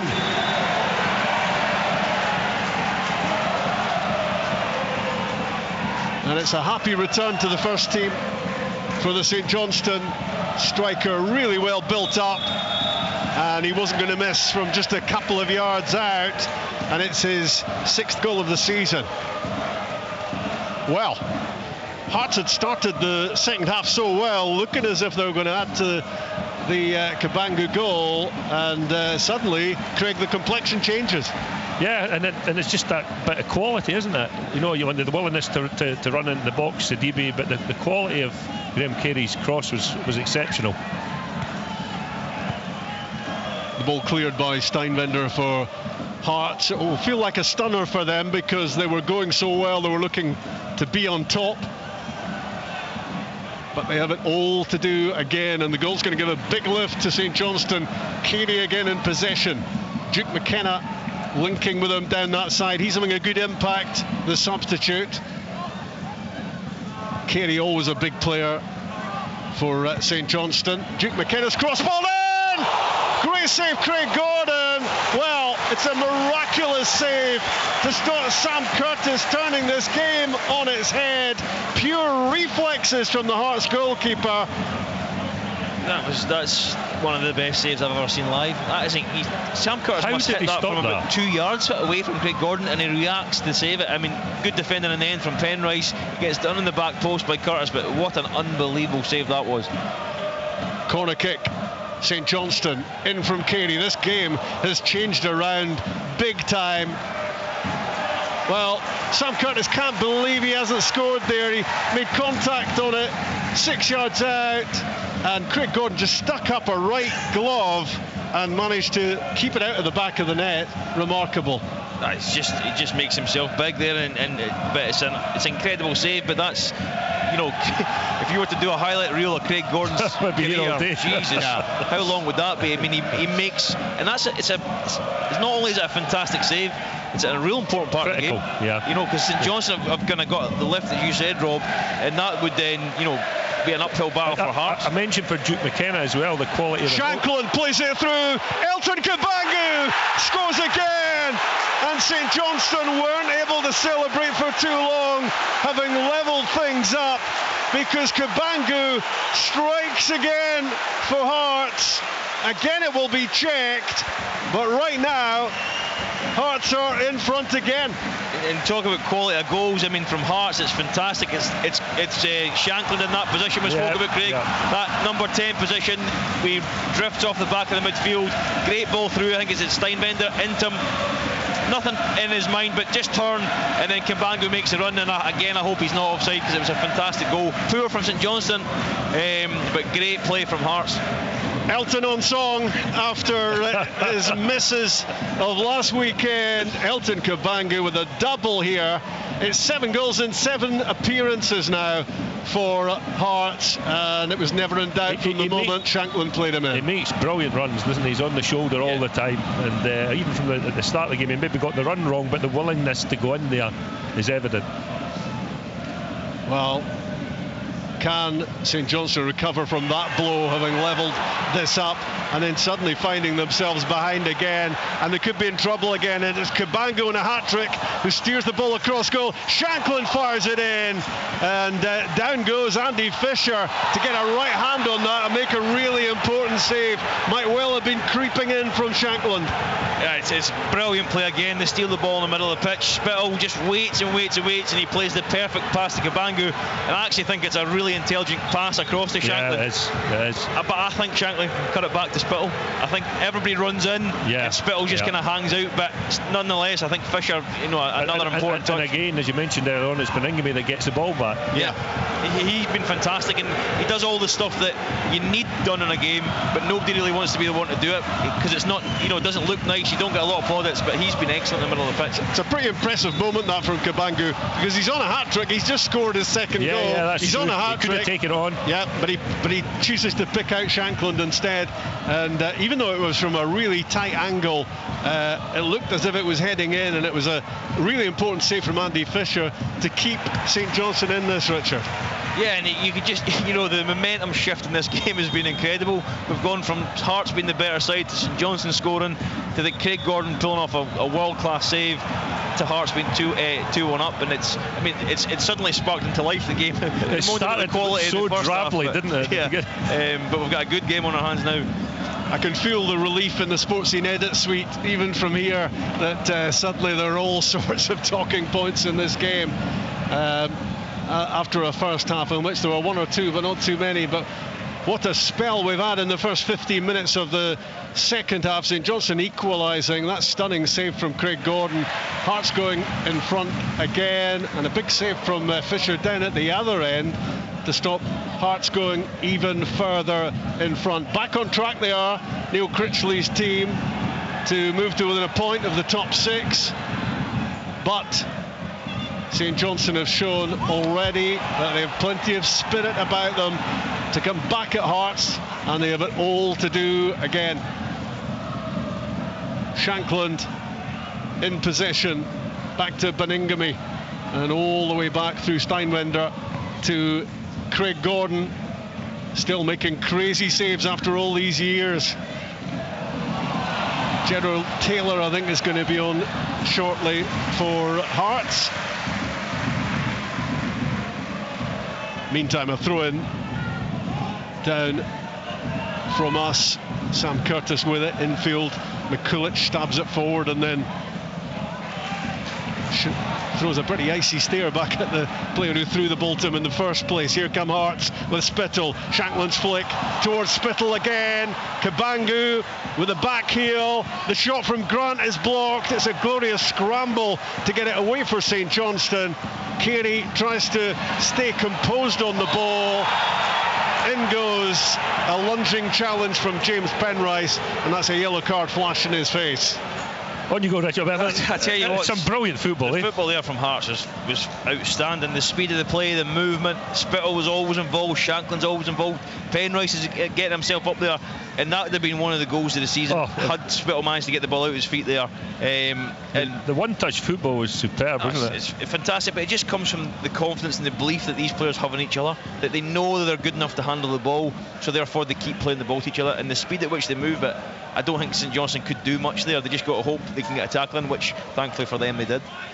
Dodgy surface? What dodgy surface? Hearts don't seem to be having too many problems with it. But I tell you what, you're right. I'm no sure that is it McCulloch? I'm no sure he wanted that throw in from Sam Curtis right enough. No, he wasn't happy with that at all. Back from Beningame to Steinwender. In goes Sidibe with a challenge. Not really an awful lot in it, but the Austrian went down and got the benefit of the doubt. Free kick given. St Johnstone 1, Hearts 2. It's been breathless stuff in this second half. What a contrast to the first 15-20 minutes, eh? And still half an hour to go. Steinwender launches it forward to Shangham. Brilliant touch from him as he looks to get away from Belodi. Still going, and McCulloch covering across gets it away for St Johnstone. That's the strength he spoke about, Craig. His touch is great, but it's underneath his feet, but he just moves the defender out the way. You can't get too close to him. It's impossible to shift him off the ball. Penrice with the throw and gets it back from Spittle. St Johnstone intercept through Sprangler and get it away. Steinwender under pressure from Sidibe. Sends it all the way back to Craig Gordon. Wilson to Forrester. He's impressive, isn't he, Forrester? Yeah. For someone so young, he handles the ball so well. He never looks under pressure. He's so composed. He's always on to receive the ball.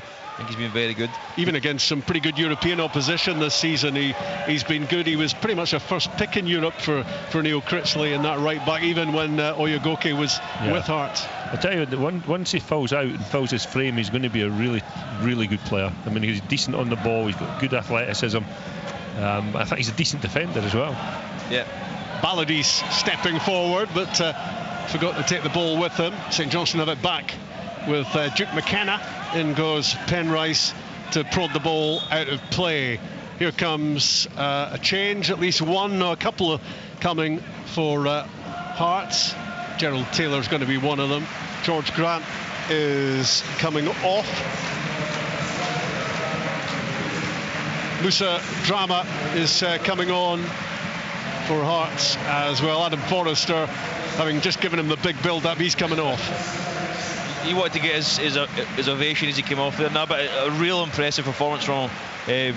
Maybe just feeling in the legs a little bit, but an excellent performance. What was that, for 60 minutes, 64 minutes? You know, Rich, I'd like to see Beningbe's stats for how many times he got the ball back. It's crazy, eh? Yeah. And the thing is, good teams always have that player. They always have that one guy who can turn the ball over. And for Hearts, it's certainly Beningbe.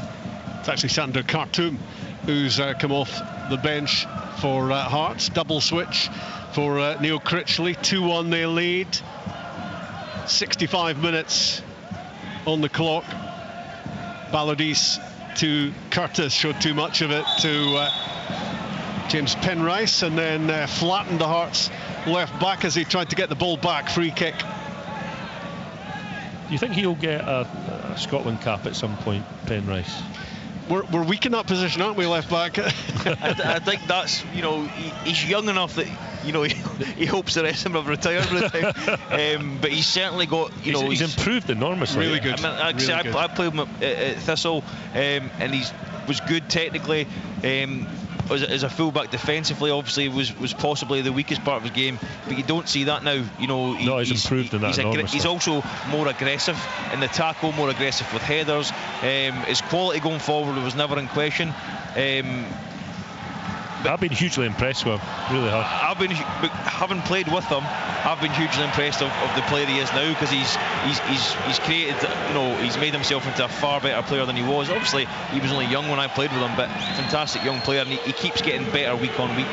If we ask him for biggest influence on his career, Richard, will you be quoted, do you think? Well, I'd like to think so, Top player, he's having a fantastic season. James Penrice. Meantime, the ball is back with Andy Fisher. The Hearts fans in behind his goal, enjoying what they're seeing so far, hoping their team can get back on the winning track. Every chance. Forward it goes from Curtis down the right side for St Johnstone. It's going to stick on the pitch, but as Sidibe tried to keep it alive, it pings out for a Hearts throw. Even there, so Sidibe's sprinting, Carey's jogging, Svedberg's jogging, Duke McKenna on the other side's jogging, and he's far too wide. I mean, if he's going to be running this channel, they must flood the box forward, because that's what got it's the goal. It's laziness, I think. Yeah, it's a not willingness to run. Whereas you look at the Hearts players, and they all trust each other to do certain things. Whereas St Johnstone look like they're kind of more hopeful that things will happen, as opposed to actually trusting their teammates to do their job. Curtis for Duke McKenna. Looked pretty lively off the bench. The midfielder on loan from Harrogate in English League 2. Here he is again on the end of the throw-in from Curtis. A back heel down the line, but Penrice gets it clear for Hearts. Bozo Mikulic, the Croatian, is there for St Johnstone. The Latvian Balodis alongside. Now Curtis curls one forward. Movement as ever up top from Sidibe, who collects it, rolls it back for Sam Curtis. Looking for the option of a pass here. In comes the cross ball, great header! It's 2-2. Offside. It's not going to count. Offside. In off the underside of the bar. It's an unbelievable header. Oh, it's a brilliant cross and a brilliant header. I mean, this is crazy, this game.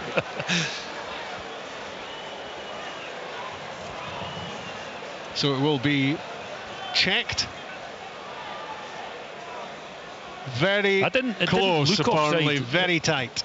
No, I think he throws his hands up almost before he crossed it, because there was nobody in the box initially, and then they kind of flood the box, and I think that's possibly because he checks back. Dre just possibly wanders offside.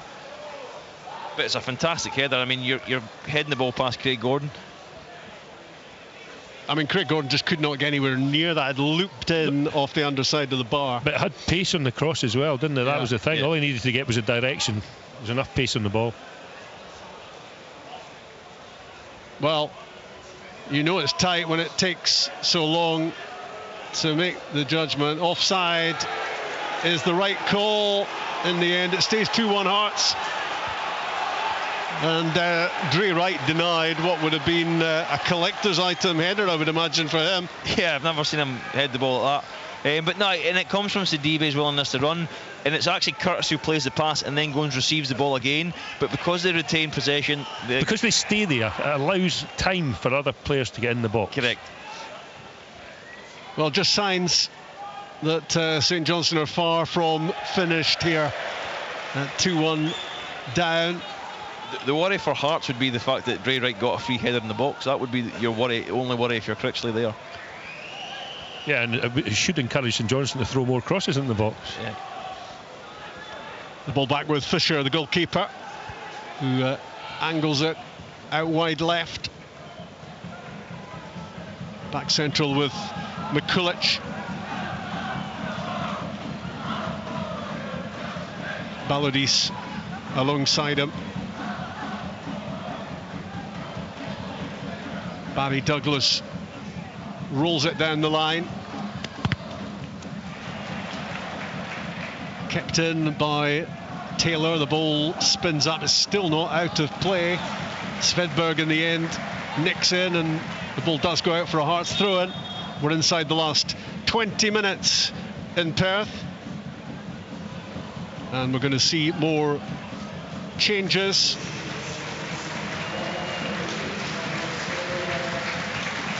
On is going to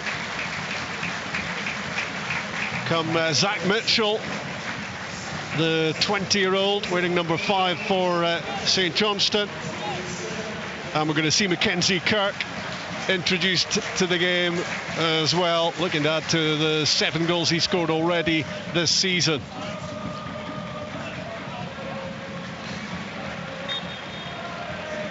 So St Johnstone shake things up,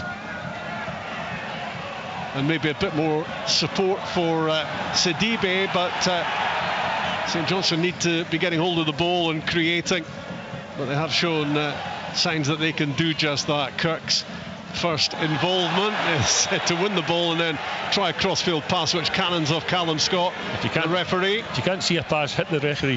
Yeah.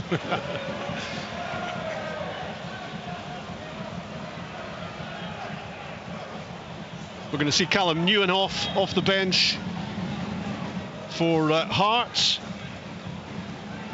and Musa Drama is going to be introduced for them as well. So all change. We've played the best part of 72 minutes. St Johnstone 1, Hearts 2. It's turned into quite a game.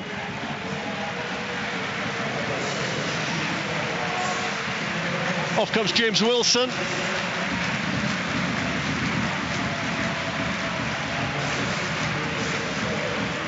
And Blair Spittle is the other Hearts player who gives way at this stage.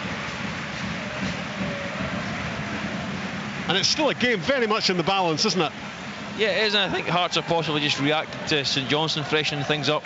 They've themselves done the same thing, just to try and keep the level of performance as high as it was in that opening 20 minutes of that, 30 minutes of the second half. Back underway, St Johnstone looking to salvage at least something out of this game. Can they get at least a point closer to Dundee? They'd love all 3, but at the moment it's Hearts who are in position to collect maximum points out of this. Baningime, Nieuwenhof alongside him. Taylor, long ball down the right side. Shankland's going to get there at the corner flag, tries the back heel, seen and cut out by McCulloch, and St Johnstone work it across to the man who's just come off the bench for them, Zach Mitchell. Here he is again, driving onto the ball.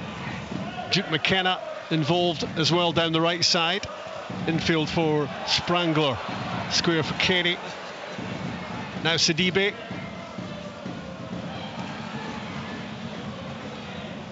Carey rolls it towards Duke McKenna. Hearts get it clear, get it down the pitch.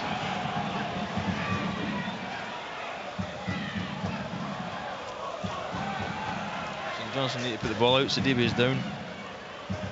Yeah, just about 25 yards out from goal on the deck. Adama Sidibe, who stooped to head in the equaliser, but it wasn't 1-1 for long, with Hearts responding almost immediately, and Elton Kabangu scoring his 2nd goal of the game.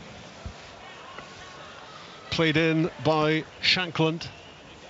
Bit of cramp for Sidibe, who I guess maybe hasn't had a great deal of game time of late. That's probably, and the amount of running he's done in this game as well. On a heavy pitch, yeah.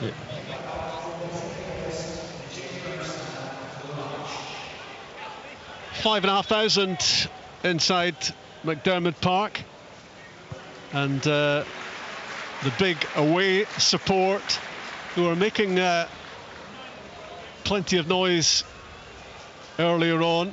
Maybe a little bit more cautious now about the outcome here, with St Johnstone displaying their ability. Came back once, looking to do so again. For a moment, it looked as if they'd done so already with that spectacular header from Dre Wright. Narrowly ruled out for offside. VAR took a while to make up their minds. Ball winning again in the midfield from Baningame, having a big influence here. Nieuwenhof, great effort. Tried to curl it inside Fisher's left-hand post, and the St Johnstone goalkeeper springing across to make the save. Yeah, a good save. I think it's one that's more comfortable for him this time. But once again, Kabangu makes a brilliant run. When Nieuwenhof takes that ball, he makes a brilliant spin, and you're thinking he's just going to try and find him for his hat-trick, but he takes a shot on. Decent effort, but a comfortable save. I don't think there was enough power in the shot, to be honest. Already scored once on his comeback after a long injury, Nieuwenhof. Corner kick, Hearts, right-hand side, 76 minutes played. Penrice with the in-swinger, headed away by Carey. The shot from Nieuwenhof from fully 30 yards out, very optimistic on his left foot, took a deflection. With all the players on the pitch in front of him, apart from Craig Gordon. Another change for St Johnstone. And it's going to be Adama Sidibe coming off at this stage, and 20-year-old Taylor Stephen is the replacement. And Mackenzie Kirk, of course, is the man up top in Sidibe's main striking position. As St Johnstone play the ball out from the back. Mikulic in possession, and alongside him Barry Douglas, the much travelled Barry Douglas. Long ball forward, looking to pick out Duke McKenna. In went Steinwender to deal with it for Hearts. Now Shanklin tried to play a ball with the outside of his right boot down the line for Kabangu, but got it wrong. Shanklin goes out for the throw-in. It's funny, you think that Shanklin normally would make that pass, wouldn't he? Yeah, he just kind of misjudges it. You can see what he's trying to do, but he just kind of starts it a bit too wide and just dribbles out of play. Mistake in the midfield by Dre Wright, caught in possession by Shanklin, gets lucky, does the St Johnstone midfielder, as Hearts failed to capitalise. Could have been a big opportunity that for them to score again. Now St Johnstone on the attack with Duke McKenna and Sprangler infield to Mikulic. Not scoring too many goals this season, Lawrence Shanklin, but a couple to add to his assists here today, as Carey swings in across from wide left for St Johnstone. Nobody getting in front of Craig Gordon, who makes an easy catch of that. It's interesting for me that they've put Dre right into central midfield and allowed Carey to be part of the front three. I thought that, you know, Dre's pace would be a threat in behind. Now I know Carey's got qualities we've seen for the goal, not so much there, but I just thought having that pace at the top end of the pitch would be maybe a bit more dangerous. St Johnstone with 12 minutes plus stoppage time to get something out of this game. Balladis to one of the subs for Saints, Mitchell, but there was a foul. That's not a foul. Yeah, he was lucky. Yeah, he takes a terrible touch, and Nieuwenhof wins the ball. And he falls to the ground, and lo and behold, you get a free kick for that. Easily done. At least he never cried out. Squealed. It's going to be Zach Mitchell to take the free kick just inside the Hearts half. Heading fast towards the last 10 minutes here on BBC Radio Scotland. St Johnstone 1, Hearts 2. Taylor with a sliced clearance. McCart helps him out with a header away. The ball bobbing around finally on the deck thanks to Shanklin, but St Johnstone win it back. Scrappy stuff at the moment. Carey tries to open play out and find Mitchell. Penrice with the challenge on Duke McKenna. He had his arms wrapped around his neck, and that was a fairly easy one for Callum Scott. He had one arm wrapped around his neck, Rob. Just the one. So the free kick, 5 yards in from the touchline, right-hand side. They're a big side now, St Johnstone. Stephen Duke McKenna swings in the free kick. Great area, great chance, massive opportunity, and Graham Carey puts it wide, couple of feet wide of the post. What a chance for 2-2. Oh, it's a fantastic cross in, excellent ball into a really dangerous area, and you know what, most of the time I'd say he should be going with his right foot, but because it's him and he's so good with his left, I still expect him to score, but he just doesn't get enough on the ball and it just dribbles harmlessly wide. That's a couple of really good crosses that the young lads put in. Duke McKenna, I mean, he had one, but it was him that put it in for Dre's goal, wasn't it? No, it was Curtis for Dre. He had one for, he cuts it back on his right foot and puts it to the back post. That was a great quality ball. It was a wonderful ball in, wasn't it? Yeah. And you expected the ball to be nestling from Carey, and it's one big chance, and I guess the St Johnstone fans at this stage will be thinking, are we going to get a better chance than that to square this game up? It went agonisingly wide for St Johnstone's number 11. Yeah, Dre Wright in that, Graham Carey in that situation, for me, almost nailed on to score. Yeah. I couldn't believe the ball just trickled past the far post. That's what I'm saying. Usually, like, you hit with the outside of your left foot, but his left foot is that good that you just expect that to go in. Yeah. Kabangu putting pressure on Balodis at the back, who survives St Johnstone, and Mikulic angles it wide for Mitchell, and with Penrice sprinting in, he plays the ball out off the Hearts left back, and it's a throw-in for St Johnstone, and we've got nearly 82 minutes on the clock. 2-1 Hearts. Zach Mitchell again in possession, heavily involved since coming off the bench. Duke McKenna looking for a free kick against Penrice as the ball slips out of play. It's going to be a throw-in for Hearts instead, who look to manage the game from this point in. Would love another goal. Will 2-1 be enough?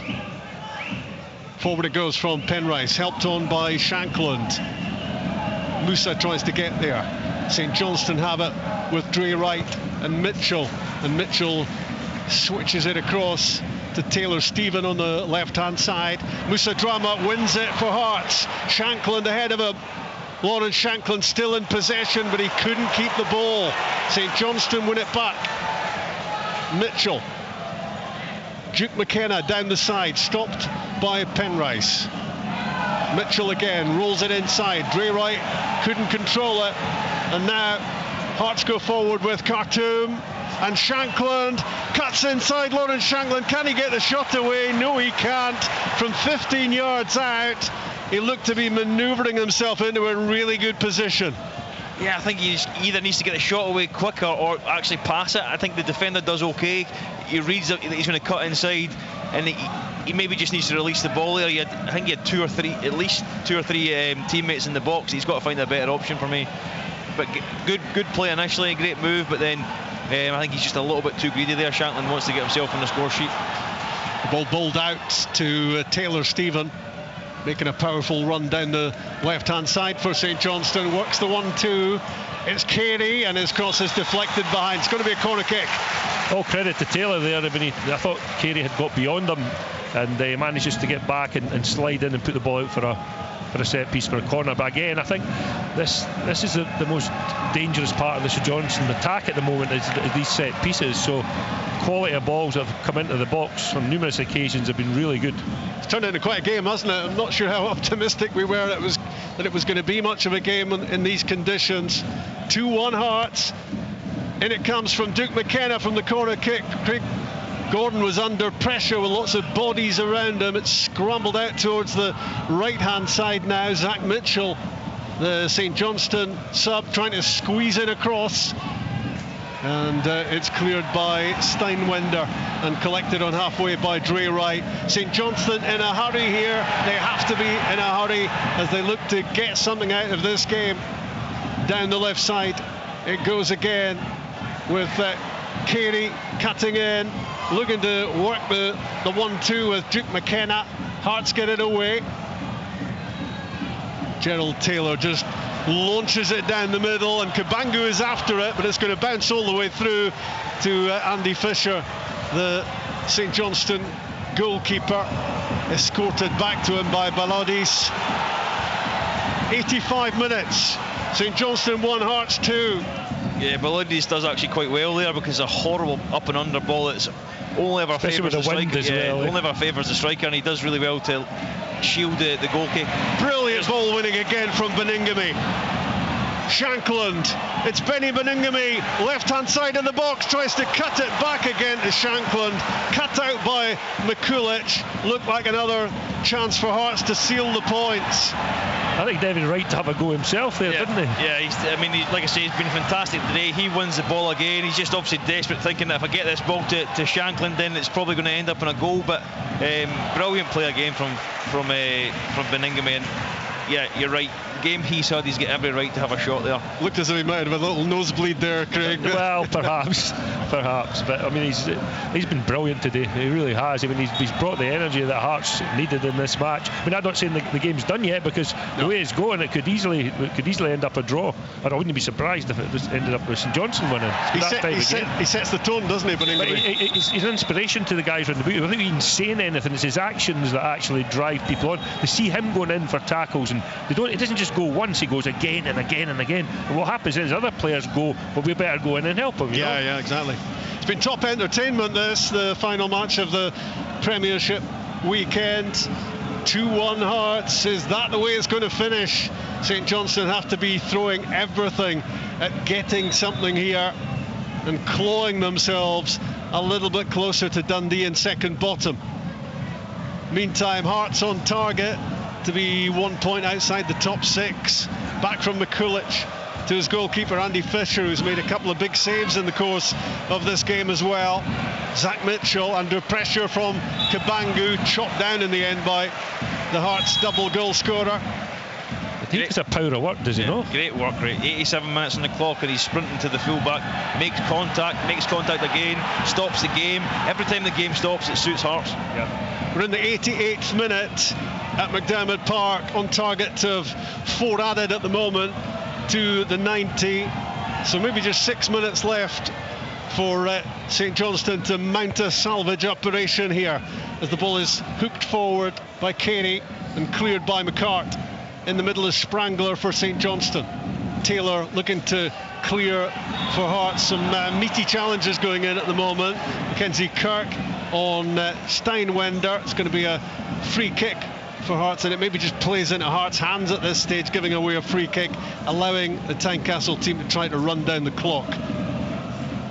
Alan Forrest is going to be coming on for Hearts for the last few minutes to replace Lawrence Shankland,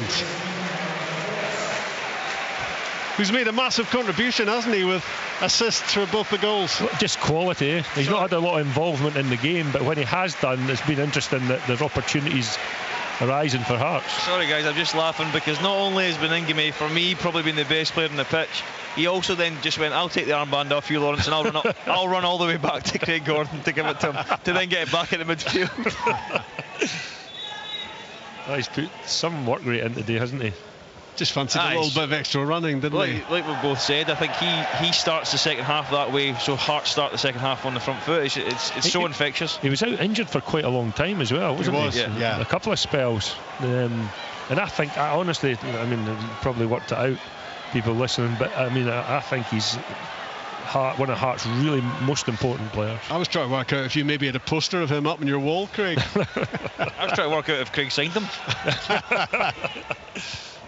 Dre Wright plays the ball forward. It's intercepted by Taylor. Kept in as well. He hooked it towards Cabangu. It's one in the middle by, yet again, guess who? Benny Beningame. And Nieuwenhof on the surge. Gives it to Cabangu down the left-hand side. Baladista's well enough to force it out of play. It's a St Johnstone throw-in, but time is not in their favour. We're seconds away from 90 minutes, and I think the board is going to tell us it's an extra 4. So not much time here for St Johnstone to rescue something, as the ball's played forward to Mackenzie Kirk, and Craig Gordon was way outside his area to head that away. Meantime, on the other side, a sliding, lunging challenge from Gerald Taylor, who's going to be yellow carded. It's just a booking. I think if he makes contact, that's a red card, but I don't think there's any contact. I don't think it's a great tackle. He lunges in with both feet. I think he got the ball, but he doesn't. The St Johnstone player actually there is clips, a check. he clips him on the way over. Possible red. It's a horrible tackle. It's horrible. I don't think it's a red card purely because he doesn't make contact with the St Johnstone player, but you can't tackle like that in the game anymore. Well, it's reckless, it's dangerous, isn't it? Yeah, it's you know, if he catches the St Johnstone player, he breaks his leg. It's going to stay at a yellow anyway. He's lucky there's no contact. But then even then, I think he's then unfortunate that it's actually a booking, because the St Johnstone player hurdles him and clips his leg on the way over. Strange decision to throw a tackle like that in for me. More importantly for St Johnstone, it's a free kick and maybe one last chance to try to get something out of this game for the home team. It's almost on the touchline, left-hand side. A really high line. Graham Carey whips it in. Mikulic gets his head to it, spins up in the air. Duke McKenna rolls it back out wide. Carey into the box, and that full stretch to get his gloves wrapped around that was Craig Gordon. That catch is almost as good as a save. I agree. In terms of relieving the pressure, you want your goalkeeper to come out there and just collect it and calm everyone down, and you know he's a master at that. He's done it his full career.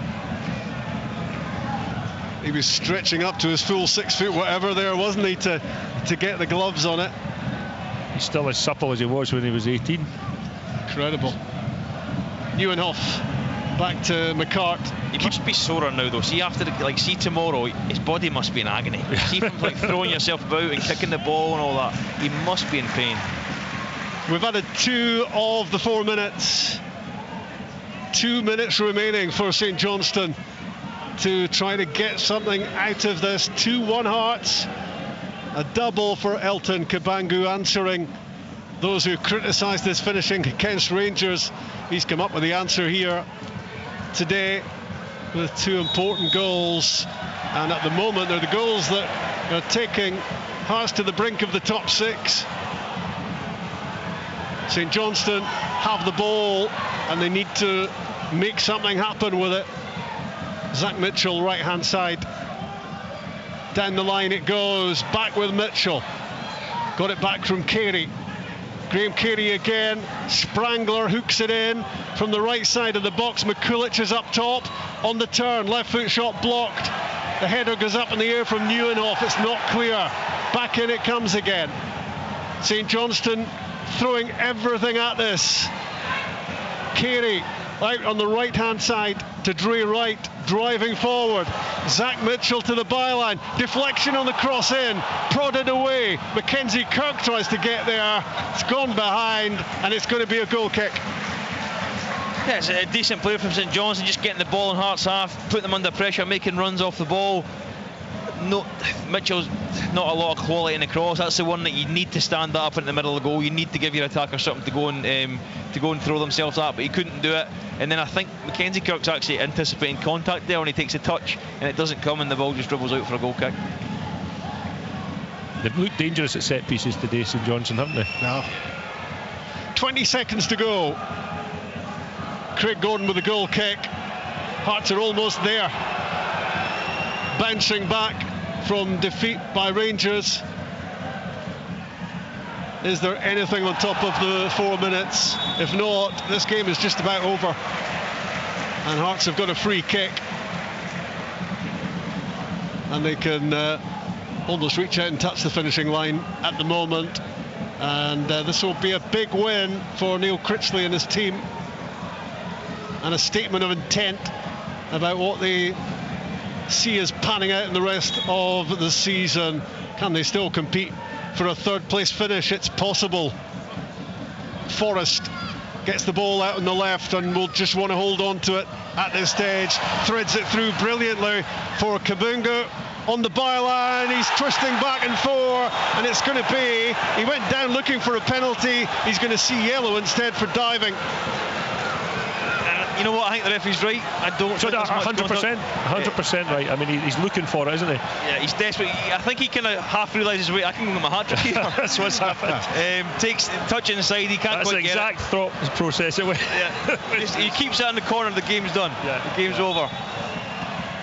5 minutes added, and that is full time in Perth, and Hearts get the win, which sends them to within 1 point of the top 6, and they recover from that result they felt, which didn't do them justice against Rangers last weekend, losing by 3-1. They had so many chances, and the big sinner in terms of missing opportunities was Elton Kabangu.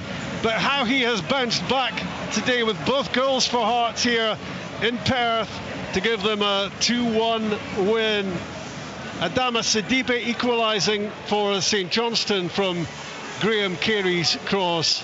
Both Kabangu goals set up by Lawrence Shankland, and St Johnstone thought they'd made it 2-2 when Dre Wright's header went in off the underside of the crossbar, but VAR ruled on a tight call that there was an offside and the goal didn't count. There was also a stunning save from Craig Gordon as well in the midst of all that. It turned out, maybe against all odds in these sort of conditions, to be a hugely entertaining game rounding off the Premiership weekend. St Johnstone have to stay where they are, 6 points adrift of Dundee at the bottom of the Premiership. Hearts are on the up and up. They move up 3 places, and they now are within touching distance of the top 6. Final score at McDermott Park, St Johnstone 1, Hearts 2. Football